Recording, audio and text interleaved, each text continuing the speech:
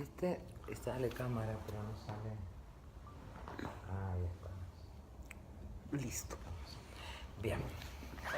Buenas tardes, Miriam. Hola, ¿qué tal? Bien, bueno, estoy con Miriam Adriana Orlandi. Ella es argentina, estuvo en Bogotá una semana compartiendo su aporte. Miriam Adriana Orlandi ha estado desde el comienzo del desarrollo de la lógica global convergente con Alejandra Casado. Y te damos la bienvenida, Miriam. Muchas gracias. Cuéntanos de tu aporte. Bueno, primero quiero contar que hoy es el día 14 del 9 del 2017, que es el día 257 del año, y estoy en un 57. Entonces, bueno, como para marcar que no es casual que estemos haciendo esto, porque nos acabamos de dar cuenta. No sé si me querés preguntar algo, porque lo que puedo yo decir, sintéticamente, es que, bueno, participé del evento famoso de Cusco, Perú 2012, de Enrique Corbera.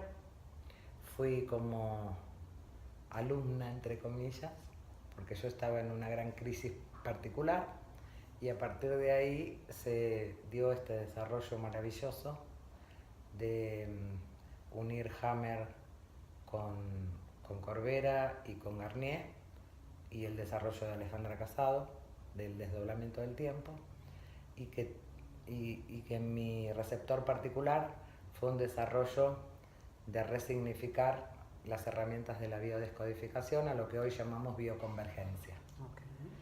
Es digamos, descartar las herramientas lineales de la biodescodificación y tomar las que son más abstractas para ponerlas adentro de las plantillas del desdoblamiento y ver cómo básicamente nuestro diseño transgeneracional no es pasado, sino que visto desde el observador de mayor velocidad es un diseño que está en el cuarto plano, igual como cualquier otro, como la religión, como los valores, los antivalores.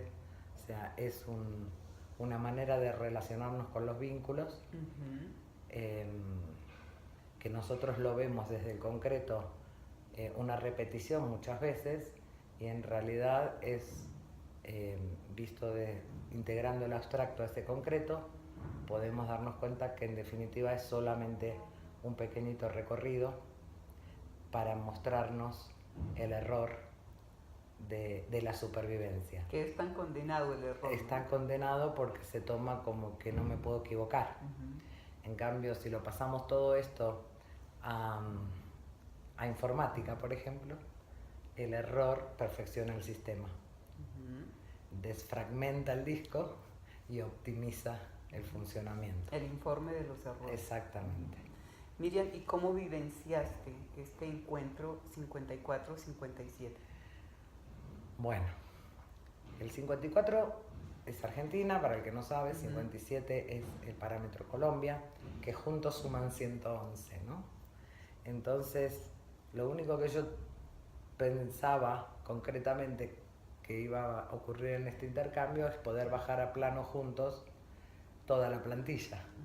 5-7, 5-4 en el 5-1, ¿no? En el 1-1-1. Y para mí fue maravilloso. Hicimos 3 tipos de encuentros. Uno fue una charla, otro fue un intensivo y otro fue un taller en diferentes momentos de la semana. Ahí yo venía con la intención de no ser tan técnica y mostrar a la naturaleza colombiana cómo en el cotidiano y en todas las cosas se instala una nueva mirada de esto que es la realidad, la respuesta, que muchas veces lo decimos. De eso quiero que hables. Y no sabemos de qué se trata. ¿Qué es la realidad? Es la respuesta. Claro, para entender un poquito la realidad es la respuesta, a mí se me ocurrió dar el ejemplo de que cuando hay una película, cuando vamos a leer un libro, ya todos sabemos, hay un pacto inconsciente de que hay una introducción, nudo y desenlace. Entonces, en esa introducción, nudo y desenlace, uno tácitamente está de acuerdo con el autor para ir transitando el proceso. Porque si no hay una introducción, nudo y desenlace, no hay capacidad de que tenga para nosotros linealmente sentido ver una película, por ejemplo.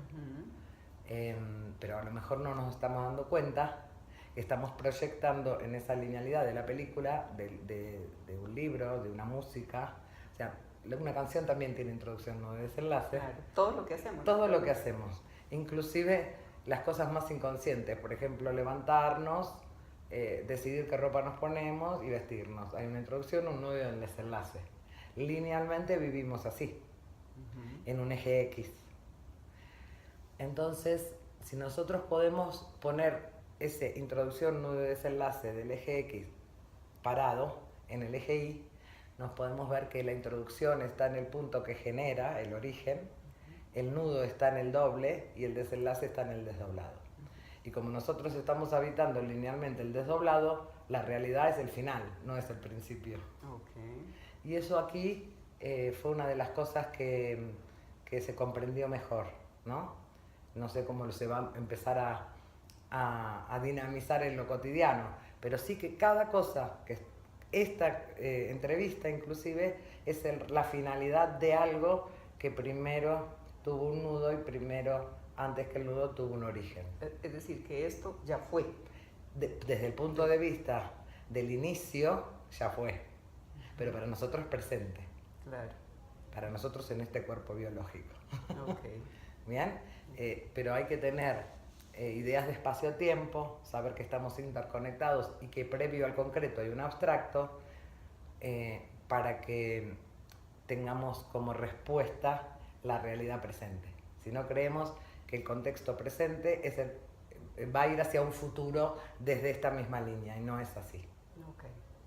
Bueno, Miriam, hay una frase que tú nos dijiste, Sí. mucho que te escuché, que dice: violar la lógica y respetar la ley. Claro. ¿A qué te Eso, refieres? en general, Alejandra Casado también lo ha dicho, es como que en el concreto estamos respetando la regla, ¿no?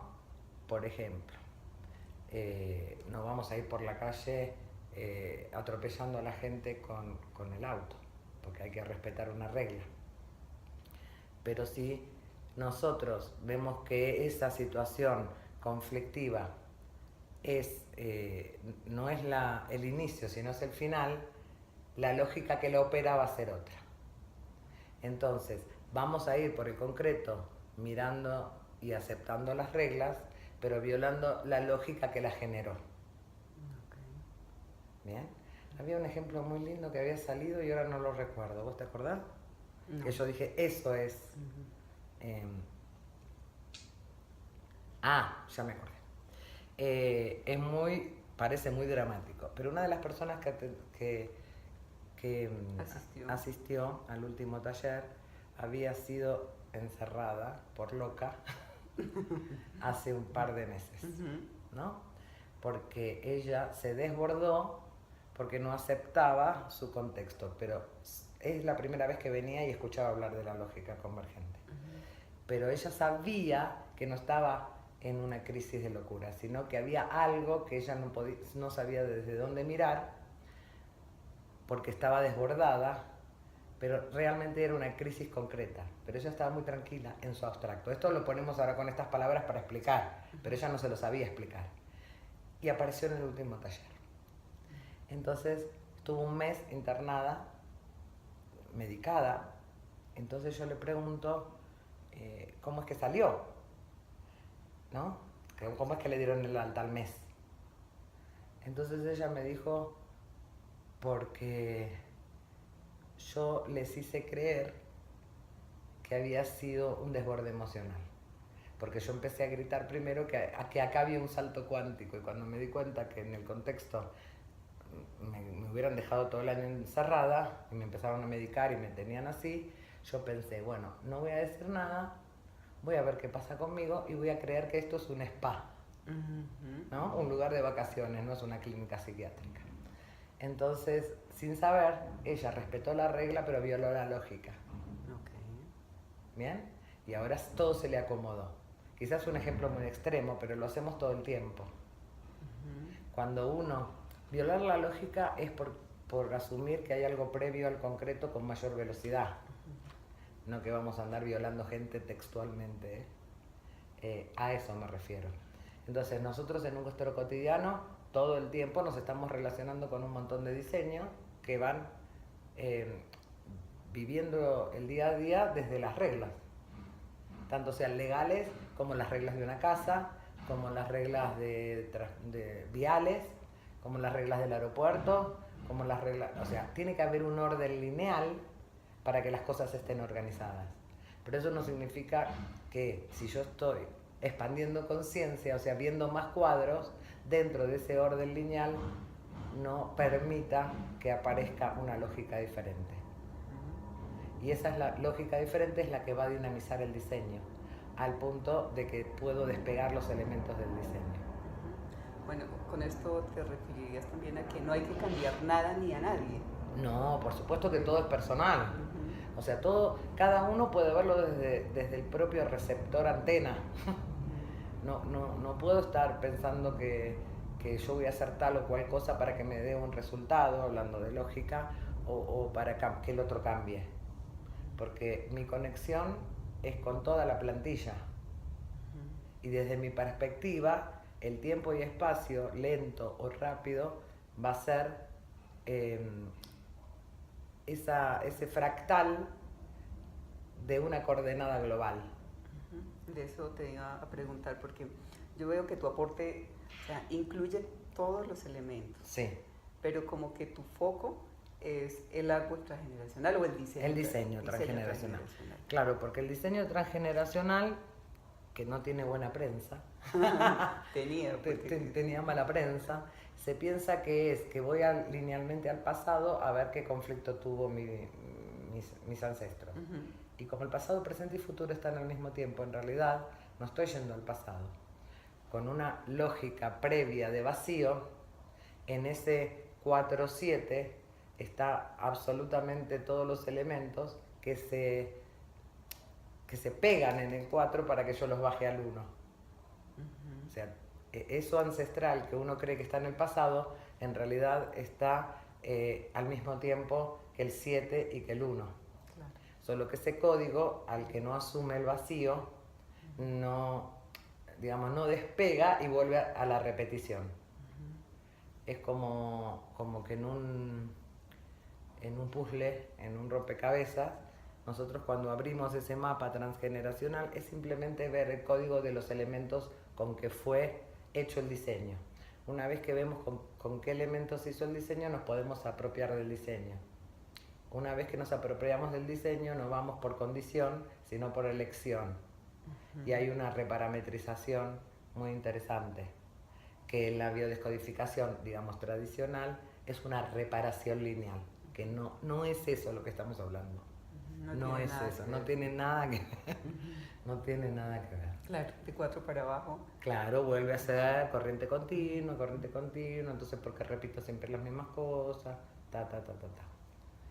En cambio así no, porque aparte al poder observar desde el abstracto el diseño concreto de una religión, de una mesa, de una silla o de un clan, es lo mismo. O sea, lo que pasa es que cuando estamos hablando de vínculos parece que no fuera igual, y es igual. Tiene la misma mecánica.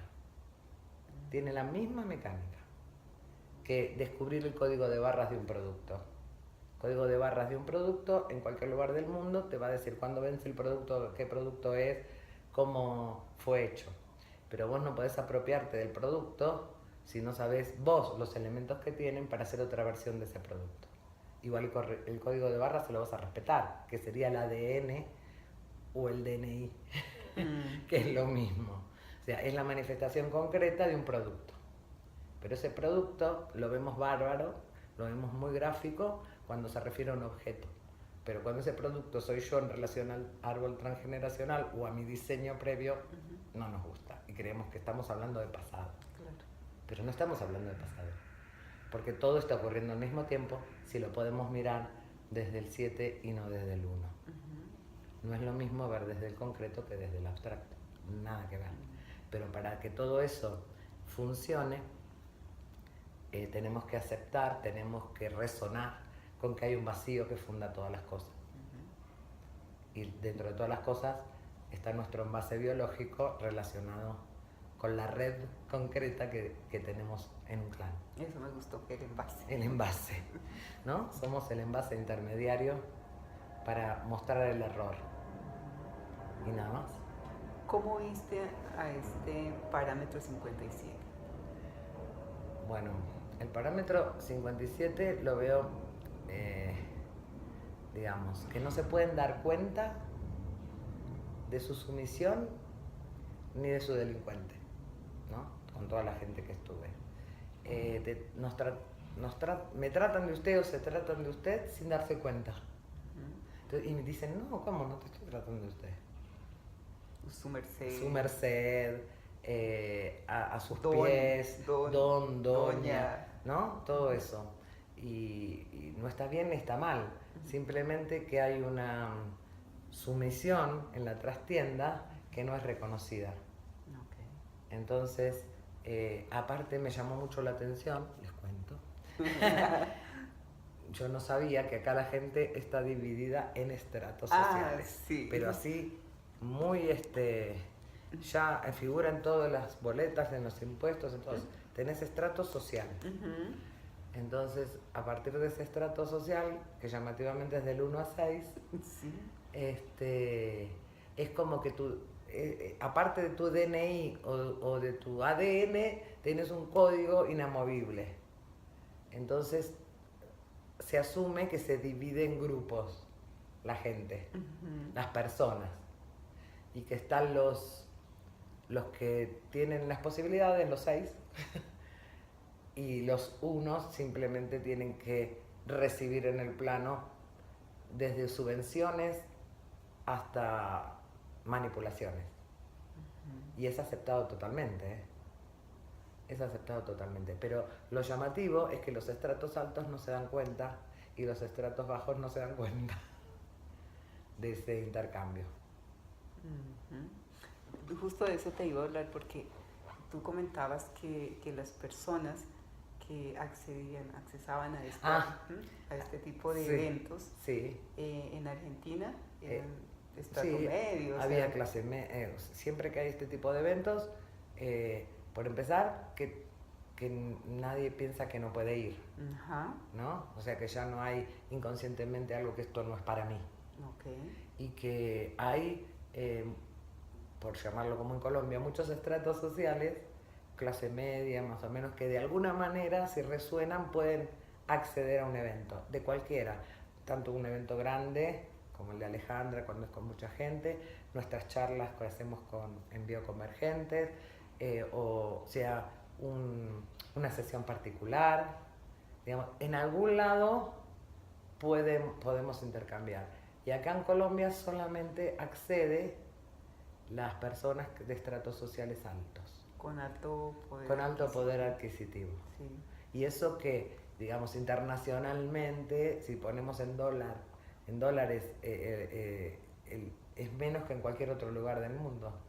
¿Y cómo es desde la lógica esa relación? Y a mí me llamó la atención, inclusive viendo esto desde otro lugar, entonces, porque yo pensaba, hay mucha gente de alto poder adquisitivo en otros lugares que ni siquiera se pregunta el sentido de la vida, porque están detrás de su éxito y qué sé yo. Y acá en Colombia la mayoría, no solo por mi evento, sino porque tú me has contado que en general es un estrato alto el que tiene esa inquietud.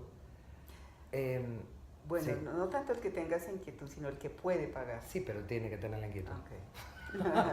Porque si lo puede pagar y no tiene la inquietud, está en otra cosa.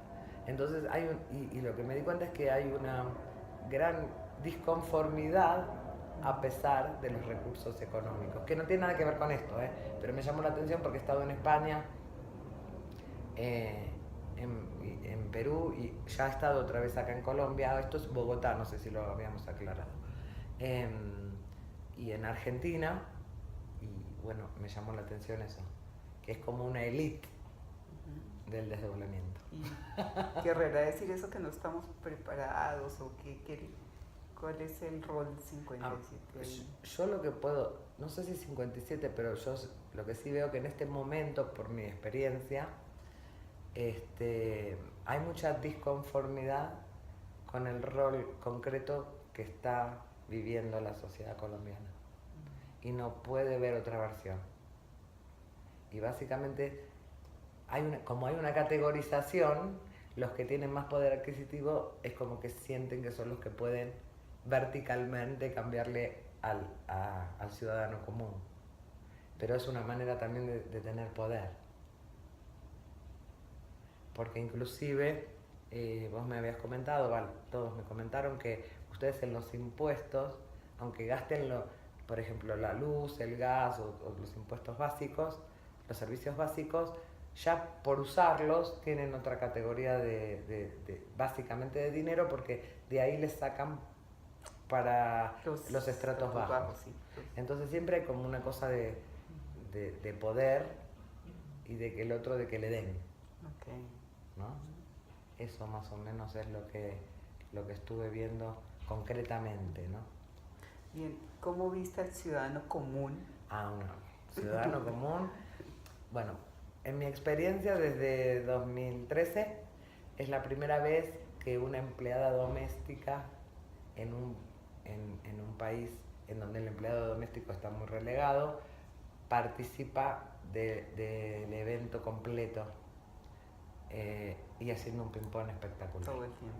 Entonces, no es que los estratos altos no sean el ciudadano común, pero creo que la perlita de este evento fue Daisy, que participó, que se incluyó, que aportó y que pudo ver su sumisión frente a los estratos altos, porque estaban en medio de todos los estratos altos, y al mismo tiempo los estratos altos, entre comillas, vieron su prejuicio en relación al estrato bajo. A pesar de que los tienen como los de la familia, que los tienen, pero en definitiva no hay una igualdad desde el punto de vista de poder escuchar su lógica. Para mí fue espectacular. Espectacular. Y justamente hay un chico, el taxi, el que nos transporta, que nos llevó. Y me dice, hágale a Miriam esta pregunta, por favor. ¿Qué es el vacío? No sé si vamos a tener tiempo. Sí, estuvimos hablando mucho con Alejandro que nos hizo conocer. Pero fíjate la ciudad. La pregunta que hace un conductor. Claro, porque es una historia importante. Ya le contaremos en la radio la de Alejandro. Claro, porque nosotros estuvimos intercambiando en el auto mientras nos llevaba el vacío, porque a él le gusta leer de física cuántica, Hopkins y un montón de cosas. Entonces él relacionaba el vacío con ese ser Dios que le proporcionaba todas las posibilidades, le permitía ser. Entonces, que Dios te bendiga. Que Dios te bendiga. Entonces yo le decía que Dios te maldiga. Era la broma, ¿no? Porque si tenemos tantas bendiciones, ¿qué va a pasar con las maldiciones? Van a estar esperando para salir. Entonces terminamos el recorrido, que Dios la bendiga y la maldiga, pero lindo. Fue maravilloso.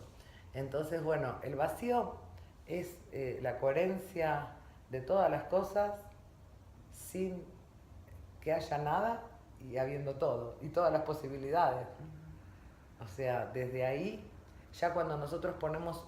El vacío no es el vaso medio vacío, porque si es un vaso medio vacío ya estamos hablando de un montón de partículas y un montón de puntos que están formando un montón de diseños.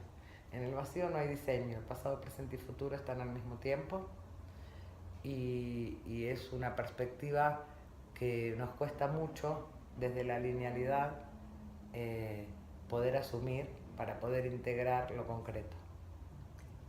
El vacío, cuando ya es una posibilidad o una lógica o más densamente un concreto, ya no es vacío. Entonces es lo que cuesta mucho es asumir que el vacío es nada y todo, porque como es todo al mismo tiempo, Entonces el vacío, acá he visto, pero mayormente, ¿no? Se toma como el supremo que es el todo, pero no se asume la nada. Entonces el todo que te da el permiso para que dentro de una linealidad a vos te vaya mejor, o seas bueno, todo lo demás. Entonces todo lo que ponemos nosotros como adjetivos calificativos positivos, en realidad es súper concreto, no es abstracto. Porque del otro lado del observador está todo el negativo de ese positivo y tiene que equilibrar la ecuación. Entonces es algo previo a ese diseño. Previo. Y con una lógica abstracta. Entonces eso es lo difícil, porque no es concreto. Entonces creemos que lo previo a nosotros son las generaciones anteriores y no es así. Estamos todos al mismo tiempo, visto desde el abstracto, percibido desde el abstracto. Importante, visto desde el abstracto, claro. Ese es el punto. Asumir que tenemos la capacidad de estar viviendo en este envase en todas las frecuencias al mismo tiempo, en todos los planos, con todos los observadores, y que nos comunicamos con diferentes observadores, pero no es que la ley del desdoblamiento del tiempo o la lógica global convergente se usa para hacer una teoría de asumir el abstracto y acá no lo haya. Eso me llama mucho la atención, esa capacidad que tienes de integrar a cualquier frecuencia, porque te pueden hablar de 1, 2, 3, pero tú le pones ese quinto e integras absolutamente todo. Y se puede tener una charla con una persona del común de cualquier cosa, viéndolo desde la lógica. Exacto. Es hermoso. A mí me impactó. Claro, porque si no termina siendo una formación más para usarla cuando, como dijo Alexandra, es una asignatura o un archivo que yo tengo en una caja y lo saco cuando estoy hablando de la lógica o cuando a la noche me acuerdo porque voy a derivar. Y durante el cotidiano, durante cada momento, cada instante, no puedo observar que está funcionando todo el tiempo. Pero bueno, eso será el tiempo que tenga que ser para cada uno. Porque el tiempo lineal no es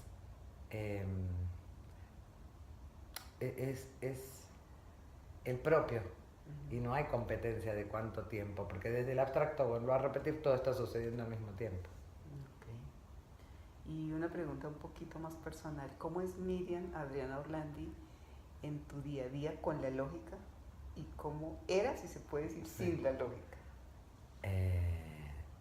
Bueno, sin la lógica, o sea, una lógica operaba, yo no tenía idea de qué, y cuando el diseño explotó, por decirlo de alguna manera, explotaron todos los puntos ciegos, al punto de un ataque de pánico, ansiedad, bueno, todos los desbordes habidos y por haber, inclusive el sinsentido hasta casi el punto del suicidio. Entonces, porque yo había hecho muchas cosas, por ejemplo, balancing, constelaciones familiares, psicología, psiquiatría, hipnosis ericksoniana, PNL, lo que se te ocurra. Y todo era que en ese momento yo me sentía estable, pero salía al cotidiano y estaba totalmente inestable y entonces yo decía, no puede ser que yo tenga que estar todo el tiempo dentro de un lineamiento voluntario para decirme todo el tiempo que tengo que estar bien. Eso tiene que salir de otro lado, tiene que fluir de otra manera, porque si no yo me gasto toda mi voluntad y quedo más deprimida todavía. Entonces, bueno, a partir de esto, de Cusco, de la lógica de incorporar el transgeneracional como un diseño dentro de la plantilla, dio mucho aire. Ahora te lo puedo contar 5 años después, casi. En estos días justamente se están cumpliendo 5 años de Cusco. O sea, fueron 10 días del 7 al 17 al 16 de septiembre. Entonces yo lo fui a hacer para mí, creía. Para ver, era lo último que yo hacía. Y bueno, ahí fue cuando me empecé a estabilizar mucho, eh, pasándolo por mí nada más, ¿eh? Obviamente, no me quiero olvidar. Si uno hace toda la apertura del árbol transgeneracional, ve el código que operó, se apropia del diseño y no asume que hay un vacío y una derivación nocturna en donde se reconfigura eso, más allá de nuestra voluntad, una entrega absoluta a que se filtre una nueva lógica en toda la linealidad, no sé si pasa algo. No sé si se hace una expansión de conciencia o está haciendo un cambio de formación, un cambio de ejercitación. O una adaptación. O una adaptación y no una mutación. Bien. A partir de la lógica, no como está ahora, ¿no? O sea, de los primeros palotitos de ir investigando en uno mismo, empecé una estabilidad, digamos, una sensación de ataque de pánico sin el ataque de pánico. Me costó darme cuenta, porque la biología seguía haciendo cosas, pero yo no sentía neurológicamente lo que me pasaba cuando era el ataque de pánico lineal. Entonces de a poquito eso se fue balanceando, mucha biologización, mucha lentitud para comprender qué era que me caiga una ficha o darme cuenta o que algo se funcionalice o observar o soltar. Todas estas cosas, yo pasé el primer año sin entender nada de lo que es. O sea, algo me decía que había una gran resonancia, pero no lo podía ver, ¿no? No lo veía. Hasta que el cuadro a cuadro empezó a abrirse de una manera tan lúcida, después de haber pasado una depresión consciente tan terrible, que es como que todo se empezó a conectar, y cada vez ampliar. Y eso es en la instancia que estoy en este momento. Okay. Que yo creía que ya hace 4 años era O y ahora es 1000 veces O, ¿no? Y eso no para nunca. Es más, somos lineales, somos concretos. Entonces, el diseño, mira, justo ahí dice el diseño gráfico.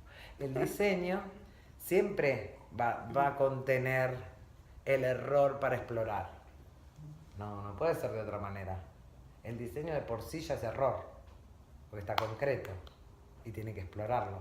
Solamente que en el espacio-tiempo lineal, cada vez, digamos, la ecuación va más rápido a cero. Es como hacer una instalación eléctrica sin poner como se dice acá, polo a tierra. El polo a tierra descarga y vuelve, ¿no? Y ahora, en 2017, asumiendo ser que este envase, además de ser, digamos, el portante de un diseño transgeneracional y de tener la posibilidad de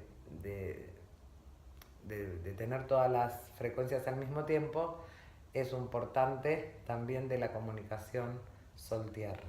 Un cuarto.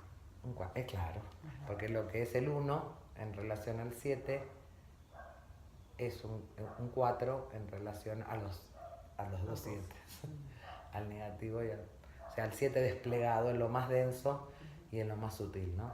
Que vendría a ser Sol-Tierra. Y eso da una gran tranquilidad, porque antes portábamos la mayor densidad en el plano y ahora tenemos quien tome la mayor densidad de nuestra carga legítimamente. Okay. Y eso a mí me dio un gran respiro. Okay. Y es lo que también quise transmitir, ¿no? Que si no vemos qué cuartos nos están operando a nosotros, ¿cómo sería ser nosotros el intermediario entre... O sea, esto es propiedad transitiva, ¿no? Desarmar la cebolla e ir viendo cómo un conjunto contiene otro conjunto. Okay. Y al revés también. Bueno, pues Miriam, una alegría tenerte en Bogotá y tener este contacto tan cercano. Para mí muy agradecida y muy desmanteladora tu visita. Gracias. Para mí me llevó un gran ping-pong. Vine a brindar el 54 y me vine a asumir el 57, pero no porque sea uno mejor o peor, sino para tener otra perspectiva sobre todas las cosas, que es lo que le pasa a cada uno, que es el portante de la naturaleza de su país, pero no como nacionalismo, sino como una coordenada en la globalidad. Vale, muy bien. Muchas gracias. Gracias a vos. Qué lindo.